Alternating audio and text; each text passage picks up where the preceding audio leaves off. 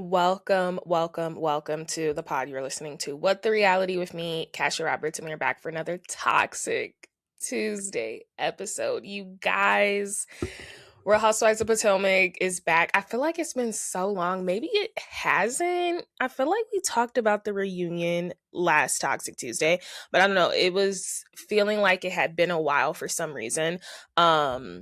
We're talking about Married to Medicine today. We are going to talk about Summer House briefly. And I think the Traders finale comes out this week. So I do want to just get my thoughts out really quickly because next week, you guys, I will not be here.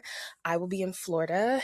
If you're watching me on YouTube, the snow is nonstop where I'm at in the Midwest. It has came back. We got a sneak peek into spring and now it's back. So next week, Toxic Tuesday will not be here. So well, what's the reality on what the reality?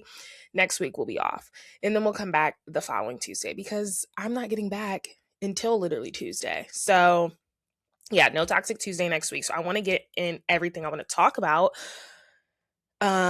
reality show wise, because who knows, maybe the following Tuesday I'll of course wrap up the Potomac reunion because I have to wrap it up, but it'll be delayed. You know what I mean? The commentary will be delayed, even though you can always check out my stuff on TikTok.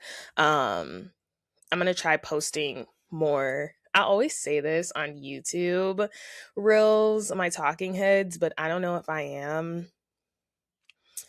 I just like to stay on TikTok and that's it. It's like the comfort. I need to start posting on the YouTube though.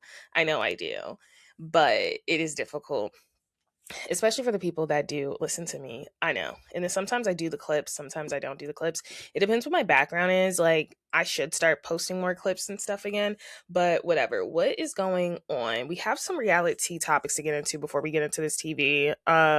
Starting off, I just thought we have to talk about literally the BAFTA Awards, which is the British Academy. What is it called? It's the British Academy Film Television Awards. I think I said that right. So, first of all, Sinners won big. Let's just start there, period. Ryan Coogler, won huge directing debut award that has not been won by a Black person. Let's move into the drama, though. And the drama is that I swear, my hair looks gray on screen. And I swear it's not gray. Maybe it's my edge control. I don't know. The drama of that night. So basically, Sinners was winning an award, and Michael B. Jordan and Delroy. What's his last name? It's Delroy Lindo. They were presenting an award, and in the middle of that, we hear the N word shouted. The hard ER word shouted. For some reason, this was not blurred out, whereas Ryan Coogler's actual speech when he said free Palestine was blurred out. BBC made sure to blur that out, but this was not blurred out.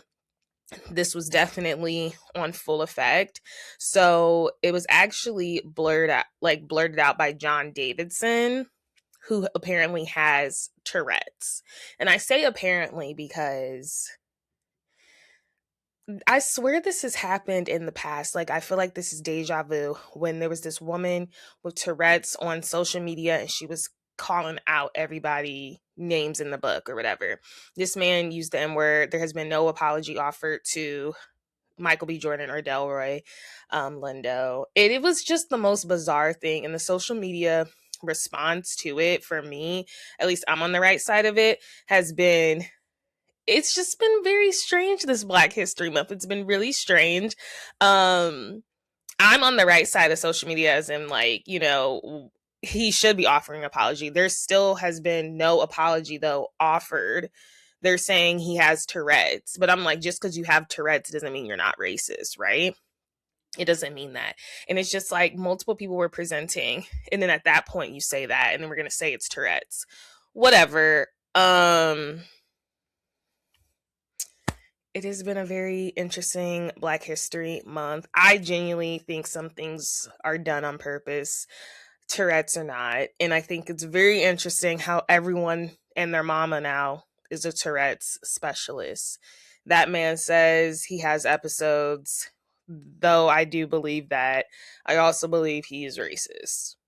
And that's that.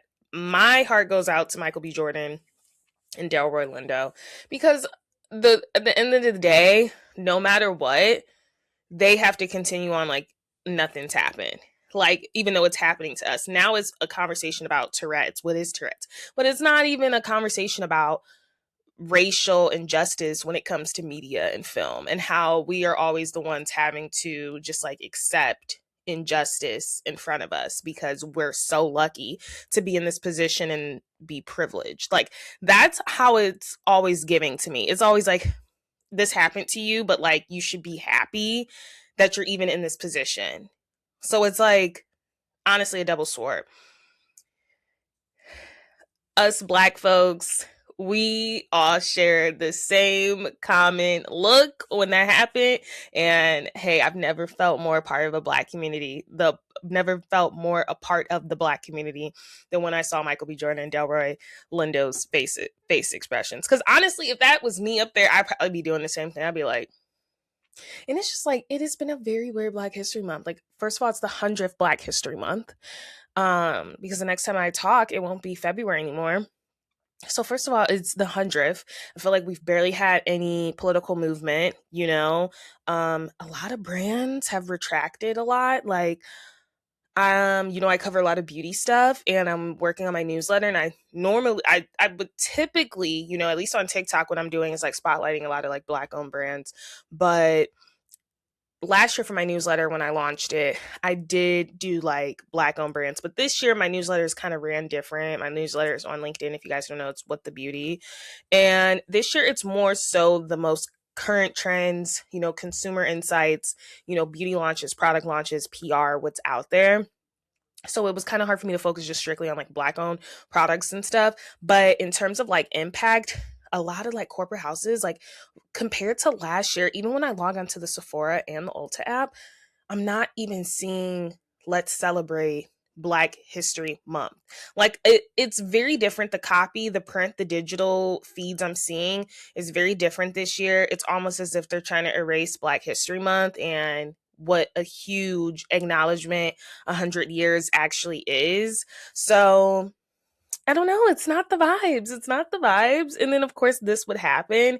I don't know. But unfortunately, this man has Tourette's, but he is also a racist. And he says, I hope you guys understand. He has not offered an apology to Michael B. Jordan or to any of the Black viewers. And honestly, BBC is just now offering one after Vanity Fair did a whole expo on them.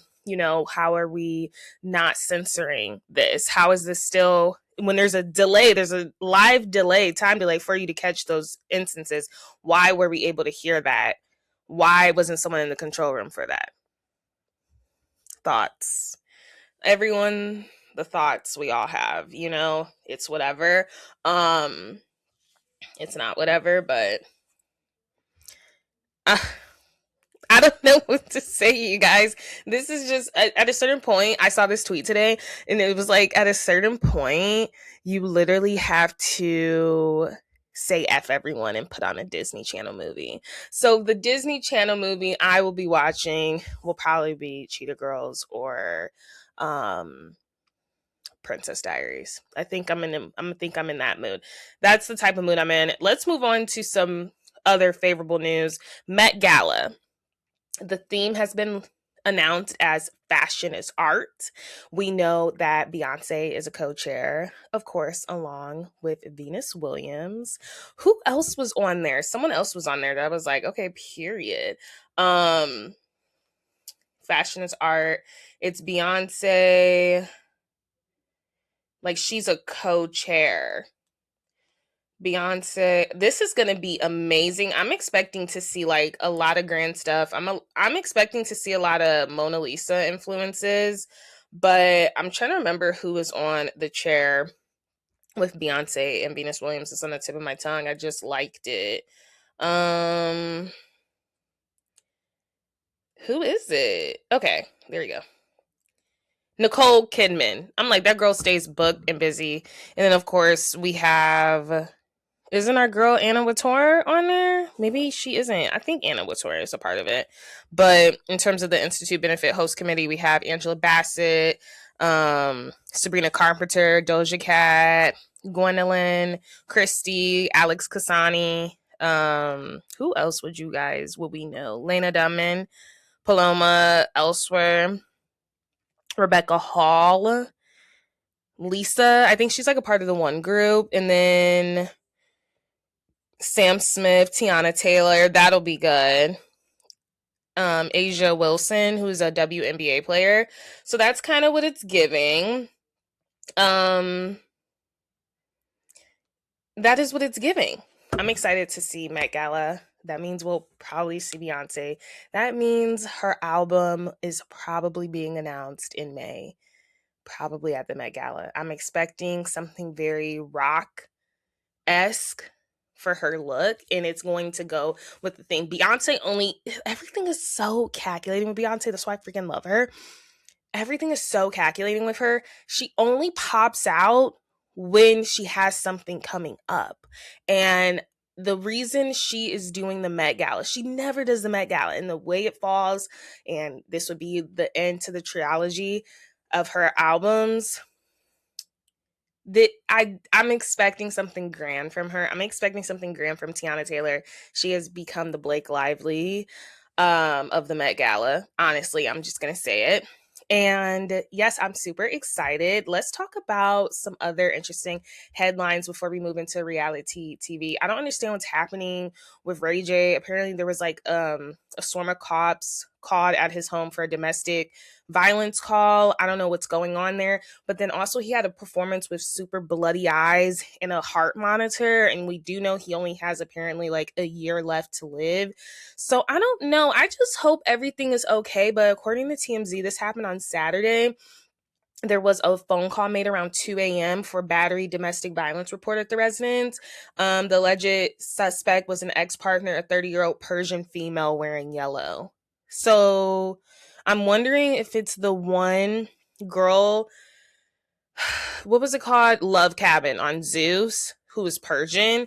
I'm wondering if it's her because I'm hearing that they were dating after the show. I stopped watching that show. The show was like terrible. But I'm wondering if it was her. And like, I don't know. I hope Ray J is doing okay. I don't know. They said he was performing with the bloody eyes. And he just seems, honestly, you guys, a mess. And I just think he really needs to seek shelter and solitude. And if you only have a year left, I would just want a peace of mind more than anything. And it just seems like he's all over the place. Very unfortunate. Other news, we have Hilary Duff. So Hilary Duff basically confirmed that her and her sister are on the outs. A lot of people have been saying a lot of suspicion for a while that their political views were not aligning. And as we know, Hilary Duff is in her pop girl era stage again. Hilary Duff is one of my favorite white girls from Disney, period. Disney Channel, period. Like, the way her career has blossomed after Disney, like I loved her in Cheaper by the Dozen, even though her role was very minimal. Cinderella's Story. What is that other movie I love from her? No, Younger. I love Younger. If you guys have not watched Younger, if you need a good binge on Netflix, if you're like, you watch Sex and the City, you watch Girlfriends, or maybe you haven't watched Girlfriends, I always say Girlfriends is the Black version of Sex and the City, right? Because there's like 4 homegirls based in California in their 30s navigating these romance and friendships, finance situations, whereas we have Sex and the City based in Manhattan, New York City, these 4 girlfriends. And I really do think Girlfriend was built on the premise of Sex and the City. It was supposed to be like, this is what it's like for our West Coast sisters, you know what I mean? But if you need another show, like you're kind of like into that, like not coming to age, but like, young adult, I love Younger, and Hilary Duff is on there, and that is like one of the best shows ever. Like, I do genuinely enjoy that. So we do know she has a sister. Her sister name is Haley Duff. They haven't So people questioned what was going on in their relationship. You know, I like to stay in my Black owned business, but I was like, let me see what's going on over there. So essentially, Hilary Duff has been rolling out a new album, everything, you know, she's been on tour, and we're just shocked that it's been very quiet from Haley Duff.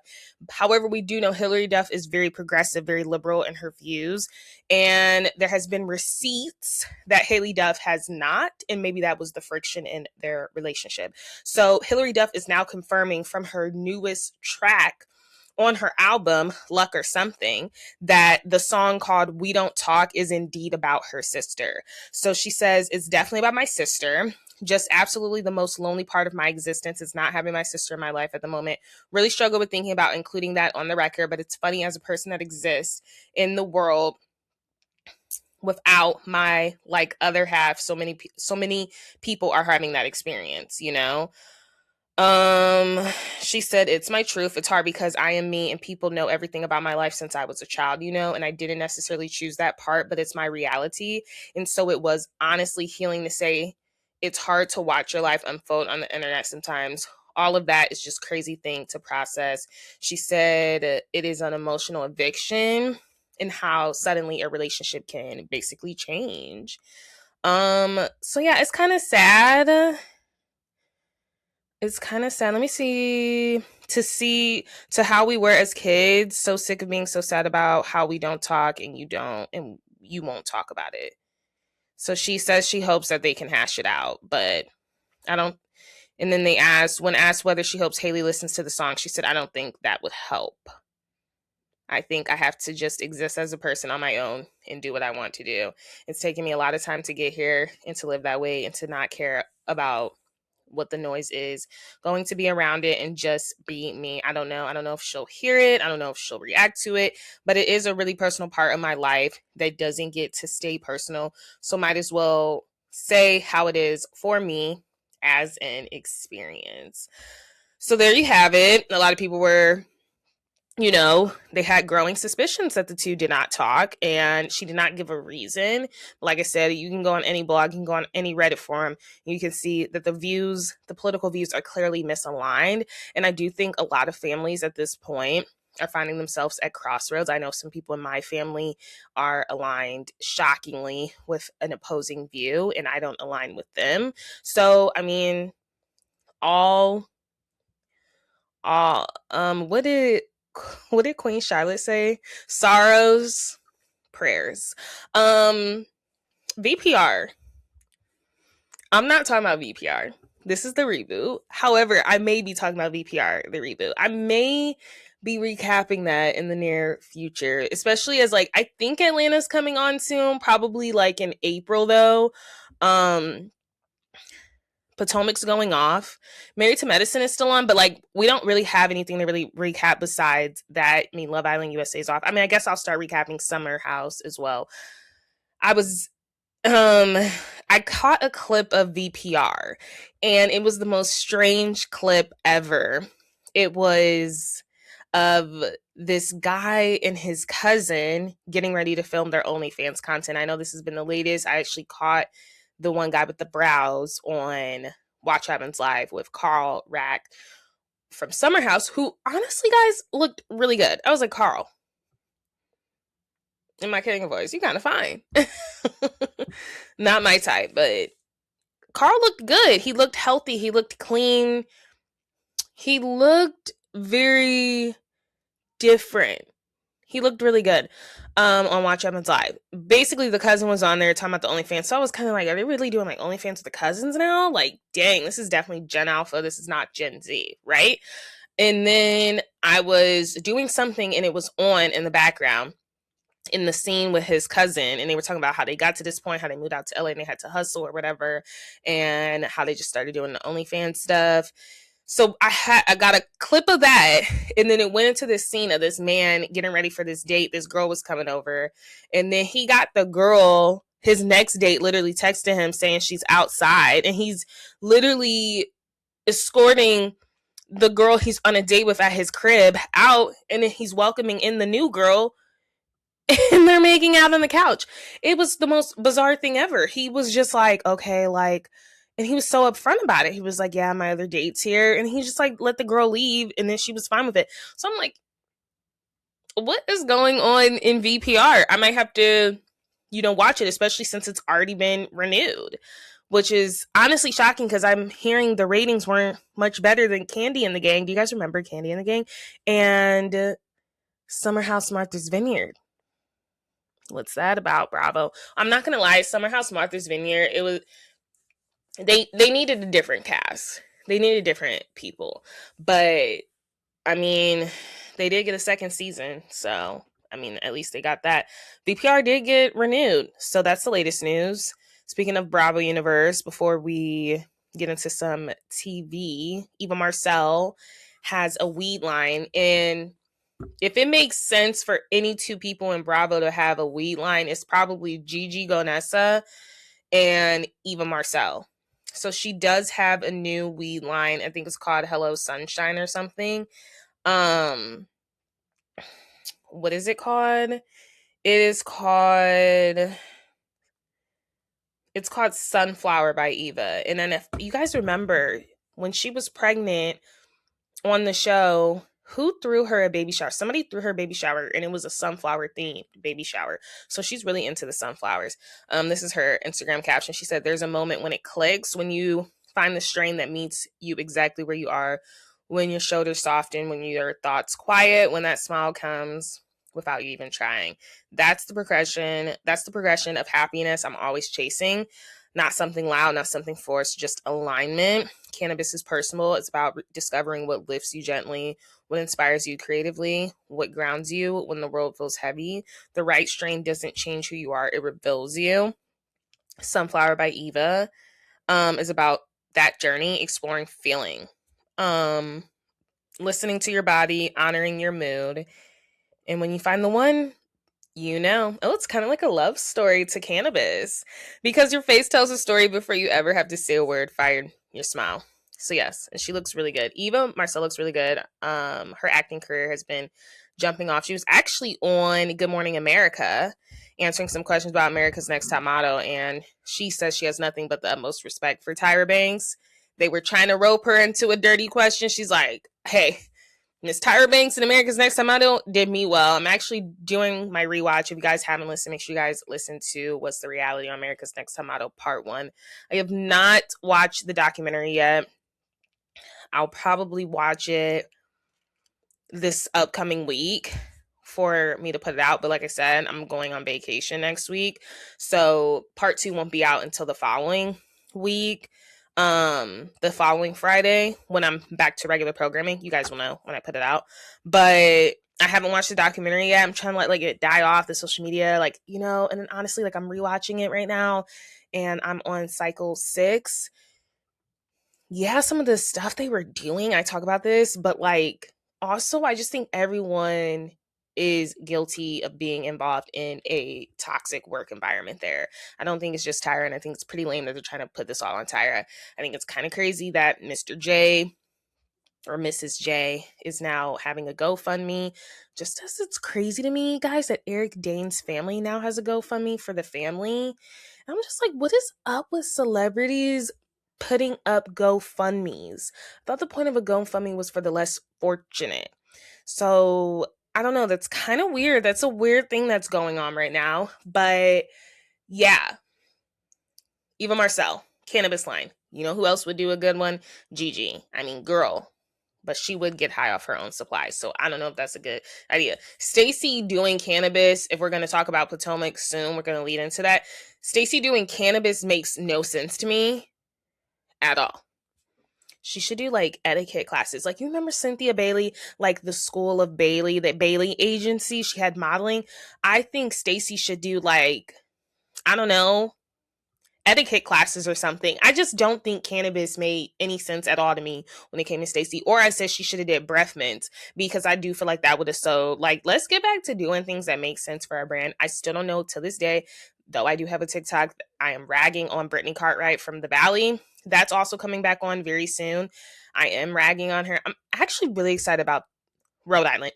Y'all thought I was about to say The Valley. I'm not excited about that. The Valley Persian Style finale comes out this week. I've thoroughly enjoyed it, but it was only 9 episodes and they're not getting a reunion, which I just find is crazy, but VPR is getting one. Whatever. even though I ragged on Brittany Cartwright in one of my TikTok videos, it got a couple of views. So it's a possibility she saw it. Because I just don't think she's innocent. But though I am talking crap about her, I will say her opening a bar, or like, I think there was a floating idea, like, oh, I'm going to do Brit's bar.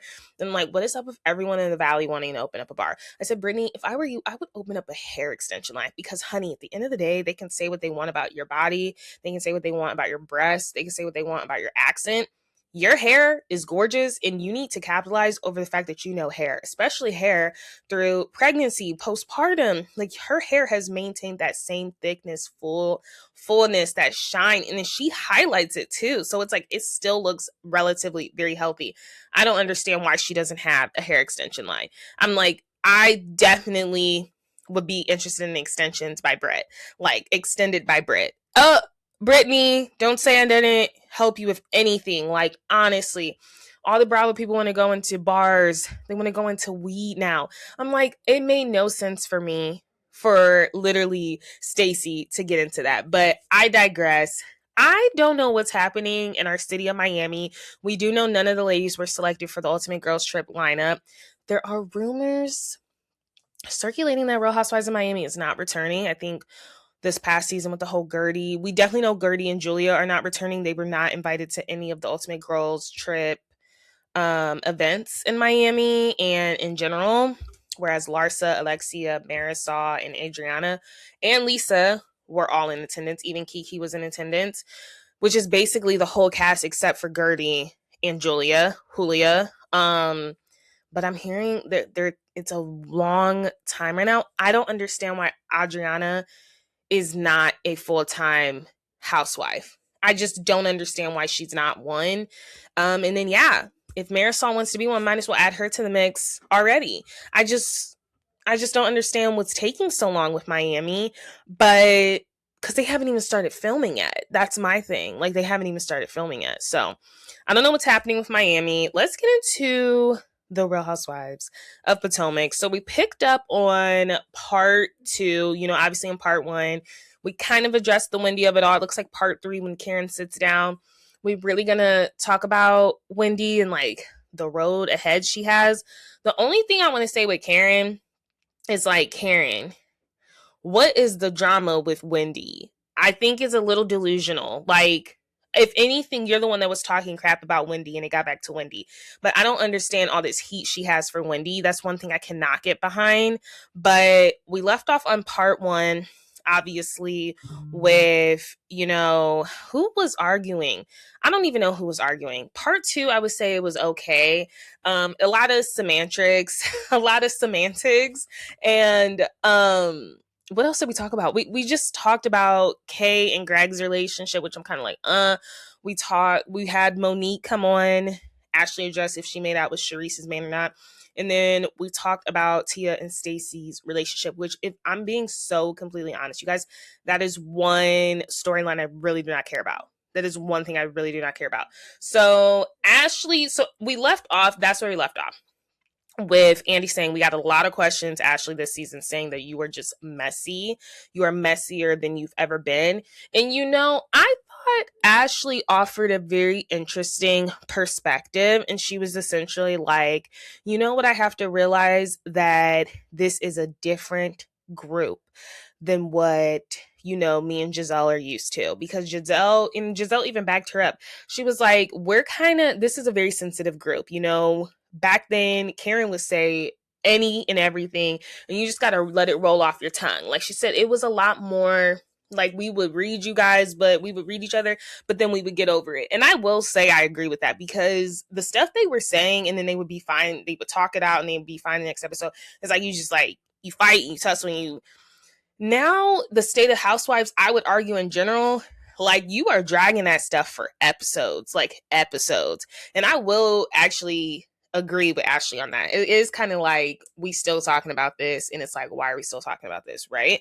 So she said, just like, it's a new group dynamic. Kay felt like that was rude to say. I'm not a fan of Kay. I think she's aggressive AF, and we'll get into that. I talked about that on my TikTok as well. I think she's an aggressive person, and she comes off aggressive, and now she's upset that Stacey's purporting this narrative when it's like there's nothing to purport. It's all there, right? So she's like, what's different with this group? How are you not satisfied with this group? That's like, girl, nobody is talking about you. Like, pipe down. Um Ashley and Wendy go back and forth, and Wendy does not buy Ashley's apology. I mean, would you? You're bringing up stuff from season 5. Clearly, you do have a vendetta against me.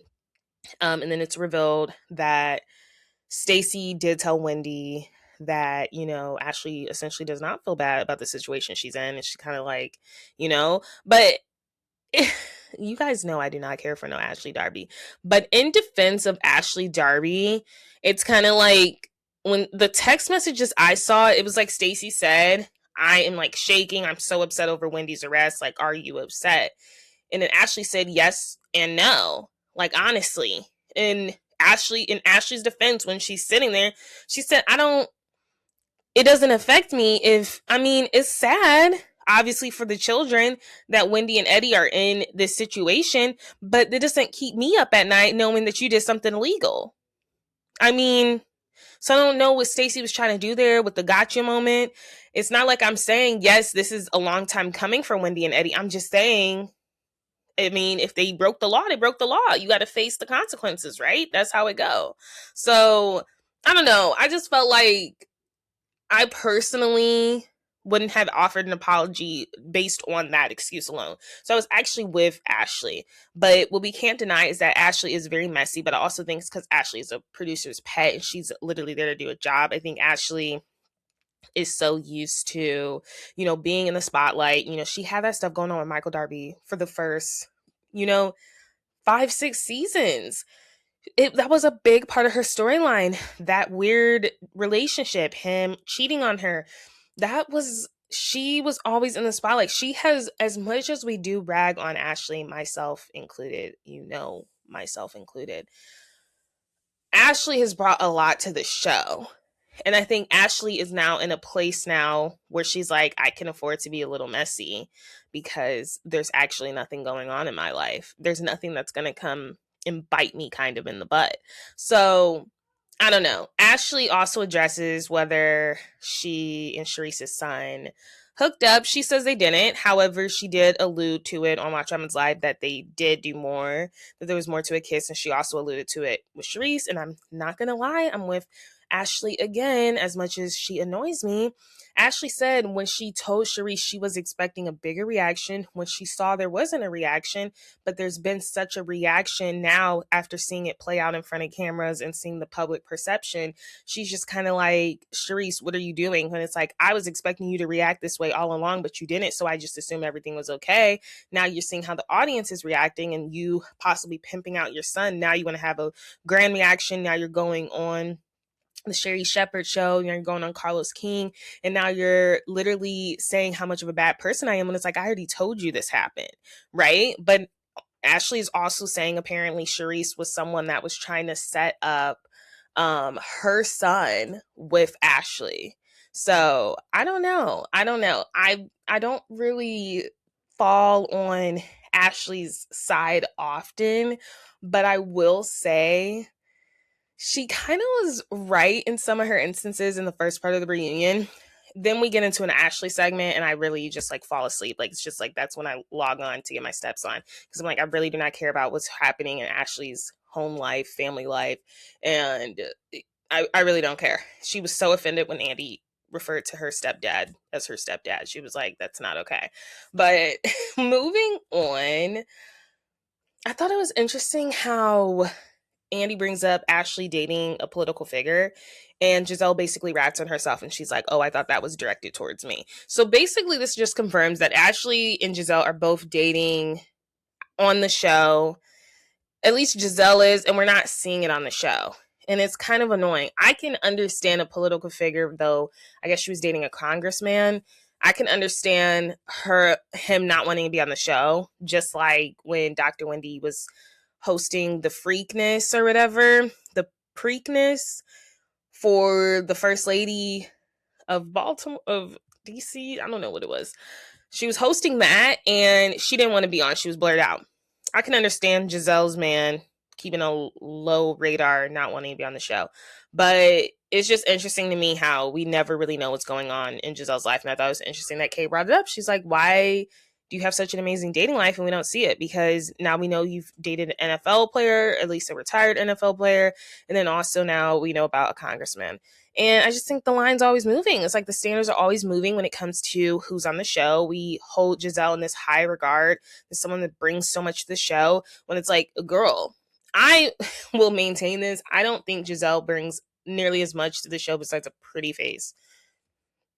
And even that fades. Looks fade, clearly. Because Giselle, oh my gosh. It gets embarrassing. It gets embarrassing. We get to Kay's package, and it seems as though, when it leaves off on the picture frame, it seems as though Kay is super excited to reveal something, because we're kind of just like ragging on the fact that he did get the picture frame from the jewelry store. So we were just assuming if it wasn't a ring, it was going to be jewelry, right? Kay is so corny. She lifts up her pillow and she brings out the picture frame. And it's not even a picture of them. It is a note. There is a note on the picture frame. It fell flat. And I'm just like, Kay, this is literally what you're holding on to. I don't know. I know the pickings are slim in the DMV. That's what I'm hearing. At least for younger crowds. I didn't know it was slim for, someone like, I don't know. I know the dating scene in the DMV, at least from my age, is very scary. It's like a ratio 1 to 10 men to women. Like, it's insane the amount of single women there are in the DMV versus the men. How many of them are two-timing the girls? Like, I know that for a fact. But I just thought, it gets better as you get older, especially when you're dating those congressmen, those people of Kay got a lot going on. She has businesses. She's an entrepreneur. She's a smart woman. She's a gorgeous woman. So I am shocked that she's holding on to this one. I am shocked she's holding on to this one. But it did fall awfully flat. And Angel was trying to defend her friend. She was like, because they were like, a viewer's question was essentially saying it's giving sugar baby. Like, are you okay with it not making it to marriage? And then Angel was like, my friend would never be a sugar baby. And then, Kay kind of cuts her off. She's like, I can talk for myself. And I'm just like, I don't like Kay. And I know exactly what Chanel Ayan meant when she said that about Kay. There's something about Kay I don't like. She's very quick to dismiss her friend. She's really quick to perform and look around at Giselle at the couches, especially when she's arguing with Jassi. Like, she's trying to really land her argument with everyone except for the person she's arguing with. I think it's really weird. And then we get into what is Kay's issue with Stacey. And Kay said her issue is that Stacey is purporting her to be this aggressive Black woman. And I would say this would work if you were in Beverly Hills, even Miami. However, everyone on that, well, I guess I can't say that. However, angry Black woman, you can't really use that against Stacey because Stacey is not light skinned. I mean, yes, Stacey is lighter than you, but I don't think Stacey is I just don't think it's fair for Kay to be offended that Stacey feels threatened by her. And then for Stacey or Kay to use it kind of like you're purporting me as this angry Black narrative when it's like, girl, call it what you want. At the end of the day, you was angry and you are a Black woman. Like, okay, you are angry and you are a woman, period. Kay, you come off aggressive AF. And I've talked about this on my TikTok. She was really upset because she's saying this is what's not happening, right? And I'm just like, girl, you can be upset all you want, but you are coming off very angry. She's coming off very angry. we still don't understand the issue you had with Stacey. She still didn't do a good job at explaining it.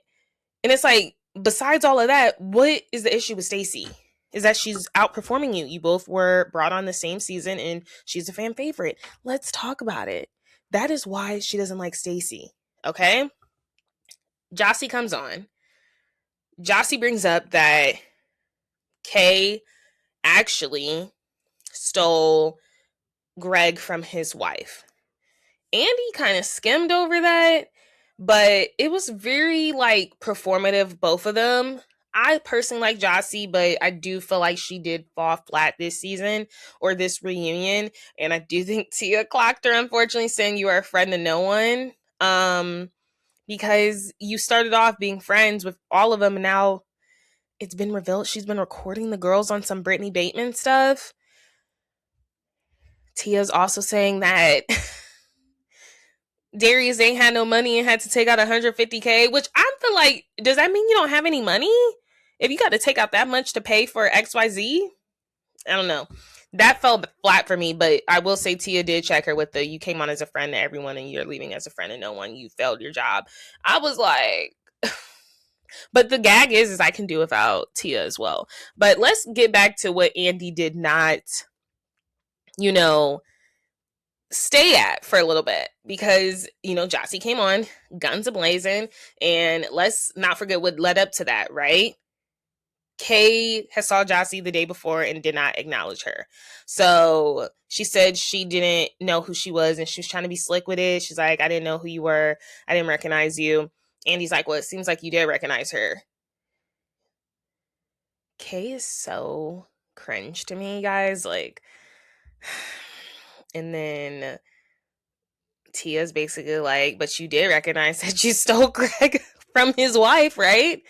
So because that wasn't addressed, I think Kay was hoping that was going to be addressed. It wasn't addressed. So she goes to Instagram. And I tell you what, this is what Kay loves to do. She either loves to get on Instagram Live, Instagram Stories, or Threads. Typically Instagram Live. And she likes to address it when it's kind of like, girl, we're not talking about it. We're not talking about it. Was that some tea? Yes. So she said the allegations from tonight's episode crossed the line and warrants a response. For clarity, I met Greg during CIAA weekend in 2022. His divorce had already been finalized. That timeline is factual and verifiable. There was no overlap. We take the protection of our family seriously. False claims that impact... Okay. This is written terribly because I'm like reading like freaking robot. We take the protection of our family seriously. False claims that impact our family, especially where children are concerned, are unacceptable and have consequences. Reality television invites commentary. It does not justify misinformation or fabricated narratives. Repeating a claim does not make it true. Facts do not change to fit storylines. I will not engage in performative conflict. I will address misinformation directly. I am not a bench you can ride. The record is clear. Well, that's that. Moving on, because to be honest, Kay and Jassi did a lot for me. I personally want to see Jassi though. I'm not gonna lie. Like, I just like Jassi. I just prefer her. So then Tia and Jassi go back and forth about the fork scene. I think Jassi should have just admitted she did overreact, because I don't think Tia was trying to insinuate anything for you to leave Darius for this man with, as Kay famously said, 2 teeth and 2 dreads. Like, girl, it wasn't that deep. But I think Jassi is in this working overload. Like, she is trying to get a flute. Unfortunately for her, it's been revealed that she's been recording the ladies. Wendy confirmed it, and I feel like because Wendy confirmed it, Kay confirmed it. I don't even think her and Jassi talk on the phone, but whatever. Or maybe they do, and that's when, Jassi was bringing on, like, the stuff she was saying about Wendy, whatever. All I know is, like, unfortunately for her, because Stacey has said this, Wendy now is saying, I have witnessed you recording. So I guess she'll get you to vent on the phone with her, and then she'll put you on speakerphone, and she'll record the conversation, whatever. I don't know what that's for. I want to see Jassi back, but I do admit her performance fell flat because she couldn't just cop to Tia that it was an overreaction. She didn't need to do that much. Clearly, Tia wasn't trying to disrespect your relationship 14 days before the marriage, or 11. I can't remember what she yelled. I just think it was a lot. So now we have Monique come on. And I was hoping once I saw her, you know, outfit, her dress, her gown, that it would have had more movement or I would have liked it better than the pictures. It looks terrible. She looks like a Power Ranger. That dress looks like I went to Michael stores, Michael's Joanne Fabrics, and I made that myself and entered that into a costume design set for some play. Like, I don't know who told her that was the look. It wasn't giving. And I saw someone argue on social media, like, now if that was Erica Jane, you guys would be loving it. No, the triangle looks cheap AF. That looks like somebody literally went to the fabric store, cut out a triangle, sewed on the red fabric, and just plopped it on her back like a backpack. Erica Jane couldn't have rocked it. Dorit Kemsley couldn't have rocked it. Monique Samuels can't rock it. You know what also can't rock is the fact that Monique can talk about Chris. Chris Samuels did give her a cease and desist literally a day before the reunion tape. So he knew the taping was coming up. He was like, you're not about to be talking about our relationship. You can't talk about me. So she's not really talking about him, just besides the fact that when she was in that relationship, she could tell she didn't love herself, which is really sad because she said, I think former relationships are a testament to how much you love yourself. And it's clear I did not love myself in that past relationship. She also talks about her comments in regards to Angel. And what I will say about Angel and Bobby is very real. And I don't think you can expect any man to react perfectly. We like to hold Bobby to the cross. We loved when Ken stood up for LVP and was not messing with them heifers. We love when PK would make a snide Carmen or Mauricio, even though he would try to be like nice. Like, we like it kind of when the husbands are on the girls' sides, because that's how a husband should be and not being fake. Bobby is not fake. So Monique says that he was being rude when she said hi to him, and she was like, clearly had a problem because he didn't say hi back. And she's like, you can't be mad at that because clearly had an issue with the fact that you're purporting these narratives that him and Chris Samuels are similar. And he said that Bobby was just shocked that was coming from you. And I think it's a lot that Monique was basically like, hey, I wasn't talking about basically your relationship specifically, but I was talking about just men in NFL and then seeing you hosting and seeing everything get pushed on to you. But Tia and Stacy were both like, when we were staying in the house, Bobby was doing a lot essentially. So like, I don't think it's that vibe. I think the ladies just don't like to see a woman happy in Potomac. They really don't. Do I think Bobby's been a little cold sometimes? Yes, but you also have to think about it, like, he's rocking with his woman. I don't know. We'll see. I think Angel's coming back. I think she should come back. I think Potomac's definitely getting a shakeup as Karen returns to the throne, but I do think Angel will be back. I'm hoping she's back, so I'm hoping we can see like her relationship more, and I'm hoping Bobby's not too upset about the portrayal of his and hers relationship, and he doesn't get too sour because I do like Bobby, but I do enjoy Bobby. It's also revealed that Monique was actually asked for Real Housewives: The Ultimate Girls Trip season 2. That was the best season for me when they went to the Berkshires, and that's actually what started my Roni binge in 2024, I believe. Because I was like, let me watch. Like, I know about Dorinda, but let me watch. And that's when I fell in love with it.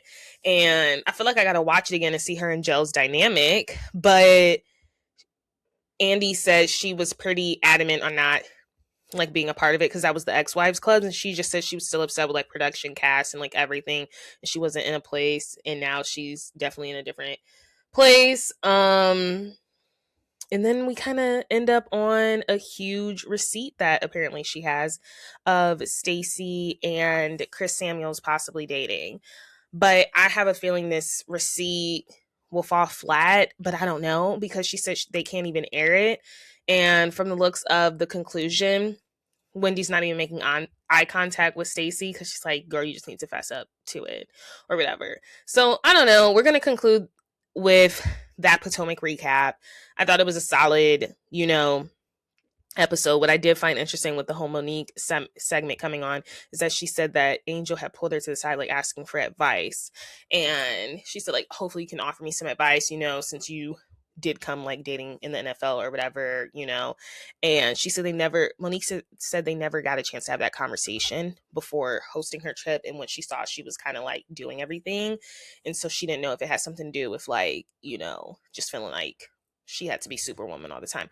But it probably didn't even have to do with any of that. I do think Monique was projecting. I don't think it's fair at all to be like, hey, I don't think it's fair at all to compare her terrible relationship with Chris Samuels to Bobby, because I think we even saw like snippets of Chris Samuels kind of like just being disrespectful. I don't think we see any hints of that with Bobby and Angel, at least towards each other. Like, is he disrespectful towards the women? That's a different story. But I thought that was interesting. Let's move on to Married to Medicine. I did watch Watch Women's Live with Dr. Mimi and Candy on. And I think perhaps like the biggest thing in Married to Medicine is that Toya is now in this position of hosting the Met Gala. And now she's expecting the ladies to basically overextend for it and help out when she hasn't done anything in the past. And now we're seeing kind of Jackie pull Heavenly to the side to say, we're going to need your assistant and all the other doctors. But before that, the ladies, we're doing the couples trip, okay? The infamous couples trip, because it is infamous. There's always something going down. And what I find really interesting and vulnerable is that Dr. Simone and Cecil recognize that they're in no position to be hosting a couples trip, because they're in no position to be giving couples advice, because they're not feeling very coupley right now. So they pass the baton to Toya and Eugene. And I think Dr. Mimi was upset about that, because she's like, I think if anything, I'm the perfect example of a relationship. Now, what we'll say about Dr. Mimi is like she does get a little preachy, so I understand what people mean, but I still like her. But she can come off very like, I'm up here, you're down here, because she's a psychologist or whatever. I feel like she can come off very preachy and very like nursing her friends, or like pretending her friends are her patients. So sometimes her stuff, I just be like, girl, can I not get a doctor's answer all the time? A morally correct answer, you know? But I still like Dr. Mimi, and I do like her husband, Steve. I do like their relationship. So I think that's the biggest thing, is like maybe Cecil and Simone are actually in a more terrible place than what we all thought they were. A lot of ladies are not looking forward to Toya and Eugene hosting. To my surprise, Eugene's actually the messy one. He's saying there needs to be a rule that if you guys are not trying to participate in our couple stuff, you guys should go to your room and have a cool off, right? And just not be involved in the group.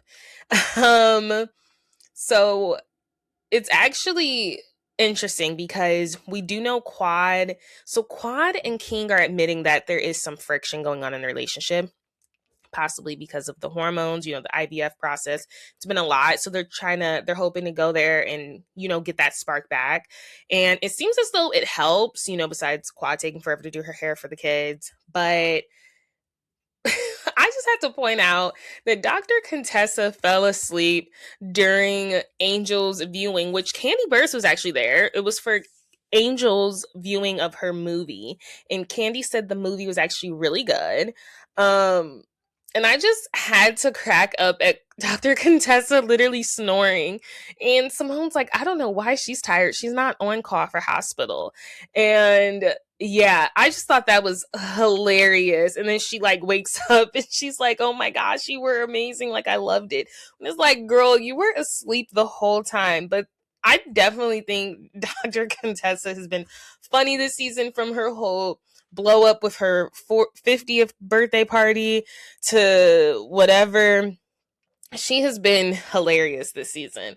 The falling asleep and then like whatever. Let's point out they're the people they're arriving at the couples trip.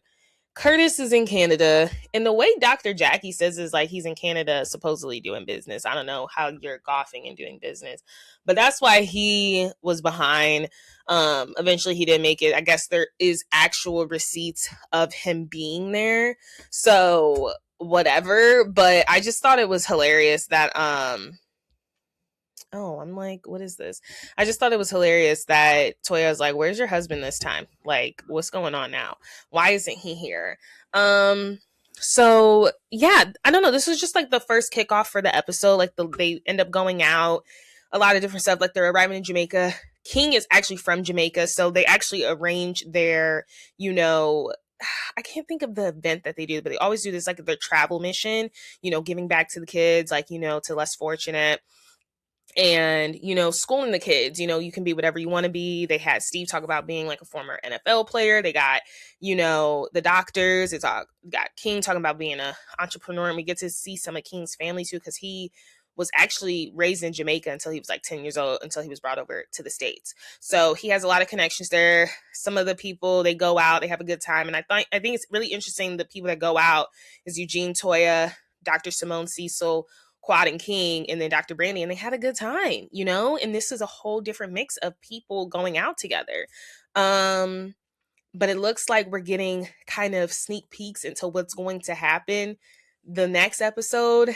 Their infamous bonfire fights, like over dinner and stuff, and it's going to be a continuation from the travel mission of them going to dinner, and it's going to be coupley stuff, and it looks like Angel's boo arrives, and I don't think Angel knows he's arriving. So I don't know how that was set up. But the next episode looks like some stuff is going to pop off. I forgot to talk about, it looks like Cecil is finally putting his foot down when it comes to his sons.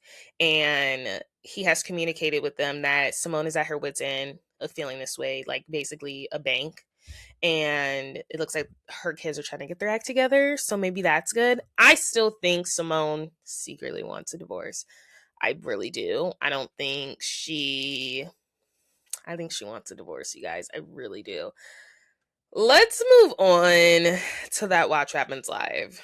Watch Happens Live, Candy Burrs was on, and I was really excited to watch. But I'll tell you what, guys, nothing really juicy came from it. Candy Burrs has just basically, or maybe she's just playing it very nice, clean. Anything she can say can be used against her in court for this whole divorce proceedings. But she says she does have faith that, once they make it out of this divorce, they will be on good terms again, and they will be moving in a better path. They will be friends again. In terms of what happened, which I'm pretty sure she talked about, but Andy said, like, what really was the tipping scale of made you go, like, I'm not about to be in this relationship? And she said it was an incident in July. And I thought it was an incident over the summer, which I'm assuming is the same one, but she said she's not going to talk about it on Watch Happens Live. But I'm like, haven't you already talked about it in the press? I'm pretty sure he was texting other women. I think they've opened up their relationship in the past for like threesomes or whatever. But this time she did not know about this other person. And that's when she was kind of like, I'm not doing this. But what I took from that is that Candy says, like, that was the specific situation. She said that they just genuinely want to parent together. He did not ask about the whole recent of like being kicked out of the house, which I was interested in. Like, was he kicked out? Was he not kicked out? But he did ask about like not custody, but just about like how dirty it's getting. And she's saying it's really just the lawyers lawyering. I think they're trying their best to have it smoothly. And she said he wasn't saying that he didn't sign a prenup. He was saying he could contest or threaten that the prenup didn't go smoothly. And that was what the lawyer was saying if they didn't get on one thing. But she said they're agreeing on majority of the stuff.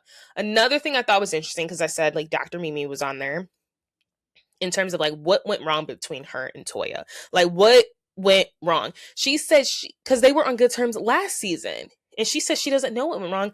All I know is what you guys are seeing. And so she was also saying, I did not know me and Toya had an issue either until playing out this season in like the sneak digs and stuff. Because I was like, what happened? Because I could have sworn Toya brought you on last season, and now it seems like all of a sudden there's issues between you and Toya. So she said she's not aware of the issues, but she understands that there are issues. And yeah, there are issues. Before we close it out and I go on vacay, I have work the rest of the week, but I leave Friday. And like I said, I won't be back till Tuesday. So yeah, I won't be back until like Monday midnight, basically. So I took off Tuesday. And yes, I'm looking forward to. And I have some appointments actually Tuesday. So it's like I still won't even really be off. I have things to do on Tuesdays. That's why I'm like, there's no way I can get an episode to you guys, especially coming back Monday at midnight. But yeah, I'm just gonna take off next week. Summer House. And what we're seeing is literally an example of a woman being mentally checked out and a man physically realizing it. He may not mentally be checked out, but he's starting to realize physically in real time, my wife is different. That is what we're seeing between Amanda and Kyle. I think this season, if anything, is more prevalent that Amanda is just sick of his shit.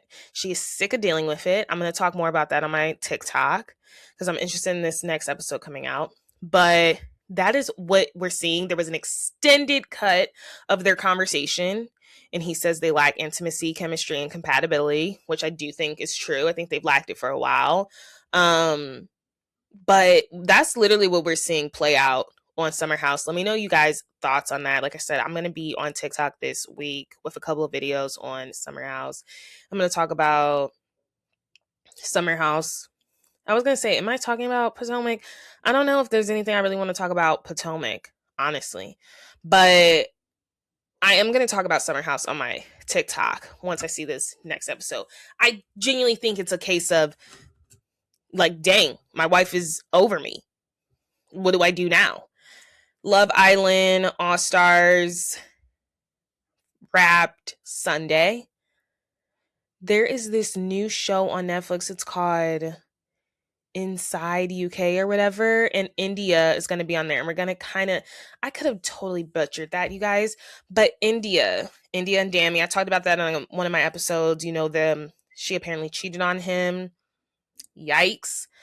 But she's going to be on this new Netflix reality show with the guy she ended up cheating on her man with. And we're kind of going to see their budding love story. So I'm looking forward to that.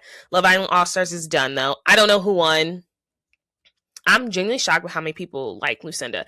I don't like Lucinda, but I'm shocked with how many people dislike Belle right now. They're saying it's a lot. And I think with Belle, like initially I was on her side, but now I am kind of like, okay, well, girl, it's not like you and Tommy were closed off. I think she just hates the fact it's like as soon as she goes off, it's like this man does this to her again. But this is what happens when you give someone that's like not lower than you. I'll never say anyone's lower than me, right?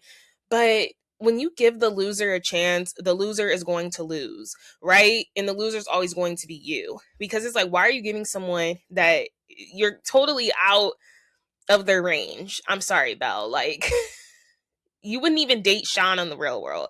You were being vulnerable. Not even vulnerable. You were having, I don't know. I just don't think she would ever date Sean in the real world. So I don't even know why she would give him a chance. I don't think Lucinda and Sean are going to make it. I don't know. That premiered. The Traders has been going on. I think we got one more episode left. RHOP could possibly take it, but finally the faithfuls are starting to piece together. Why did Candace give us that inkling? You know, she voted for him twice. But then I like Tara and Johnny, the Olympic hoes.